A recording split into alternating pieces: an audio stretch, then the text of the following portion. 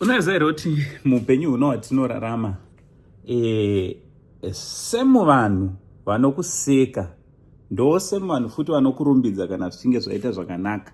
Usatomboshamishike nazvo izvozvo. Handiti itsika yavo Mwari kuti vanochinja magossipers into worshippers. Life painenge yakaoma, zvinhu zvisiri kufamba zvakanaka mulife mako iwoyo, vanenge varipo kukunyeya ende vachitaura zviri negative zvekuti ukazvinzwa haungambode kana kuvaona futi. But those are the same people again.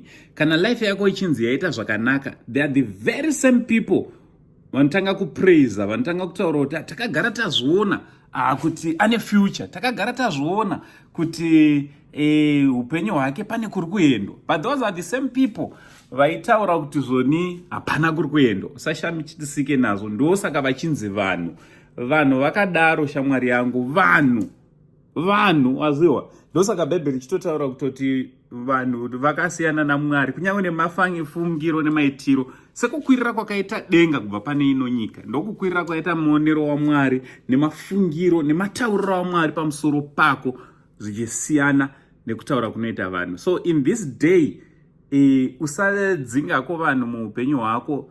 Bhaibheri rinototi regai zvikurire pamwe chete mashawi negorosi. Handiti zvirege zvikurire pamwe chete aiwa pakukohwa zvichazoonekwa kuti aiwa izvi ndezvipi. So it's not necessary kudzinga vanhu vese mulife mako. Vamwe vachengete kuti vaone zvichakaipa, vazoona zvakare pazvinonaka. Nekuti ukangova nevanhu vanongoziva kana zvanaka chete muupenyu hwako, vanhu ivavo zvakare remember kuti vanhu, handiti vanhu vekuti pazvinonzi zvapidiguka wakuenda kuneimwe side ravanga vasingazive, vachakuseka futi. Handiti zviya zvokuti ndoda kuchinja mashamwari nekuti zvinhu zvanaka. No. Some keep them just for the record.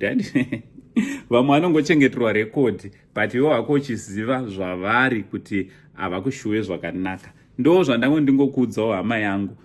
From Uncle saying the only Zim uncle. For now, it's much love.